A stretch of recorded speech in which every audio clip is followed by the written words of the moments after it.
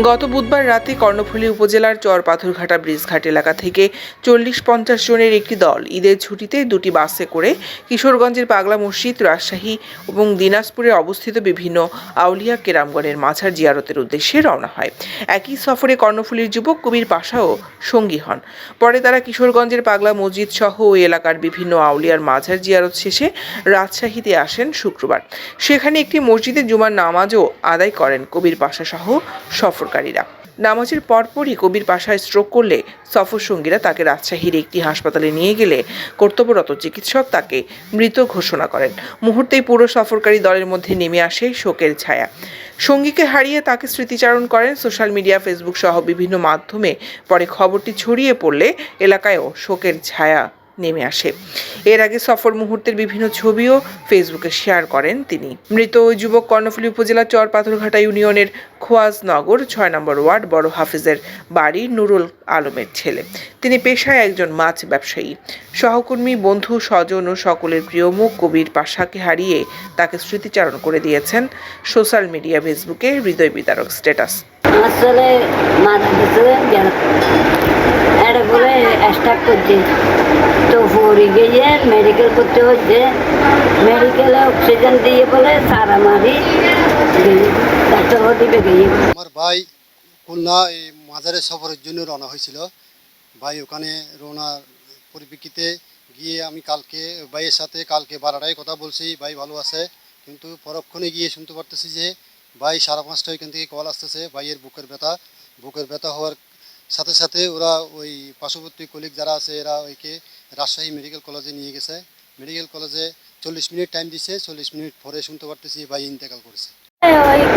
বাগের মাজারে বাগের হাট প্রত্যেক বছর যাই মাজারে ওই সফর আর কি ব্যানার তুলে যায়, বন্ধু বান্ধব সবাই যায়। তো ওই বুধবার মারা গেছে, রবিবার আসার কথা ছিল। কালকে সন্ধ্যাবেলায় খবর আসছে ও হুট করেই স্ট্রোক করছে। মেডিকেলে ভর্তি করছে। ওখানে ভর্তি করার সাথে সাথে বলছে মানে আমার প্রচুর ব্যথা। যারা ওদের সাথে ছিল ওরাই বলছে ওর প্রচুর ব্যথা করতেছে। শেষ পর্যন্ত ওকে অক্সিজেন দিছে, সাপ একটা দিছে,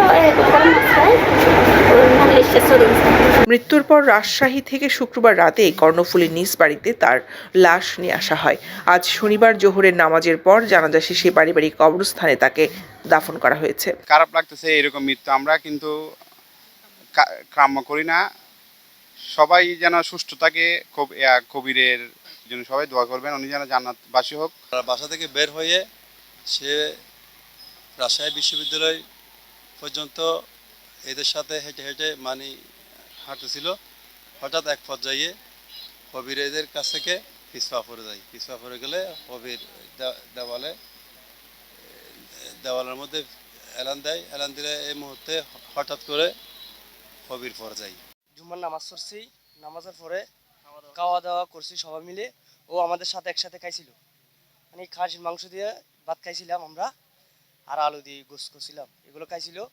ও একটা লেনিংয়ে বসে খাবার খাইতেছিল। ওকে দেখে আমি ভয় পাইছিলাম, মানে কি ও পড়ে যাবে ভাব লাগতেছিল। রেলিংটা ছিল এত ছোট।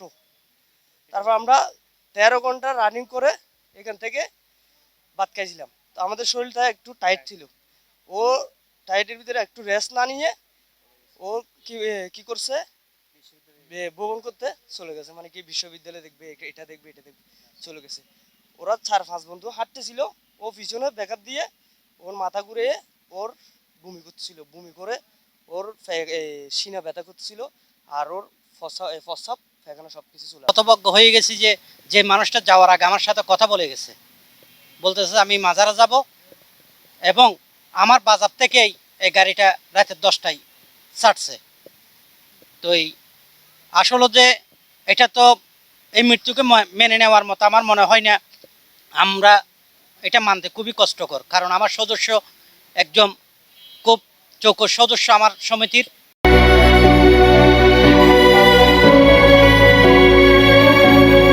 দৈনিক আজাদী নিউজ ডেস্ক।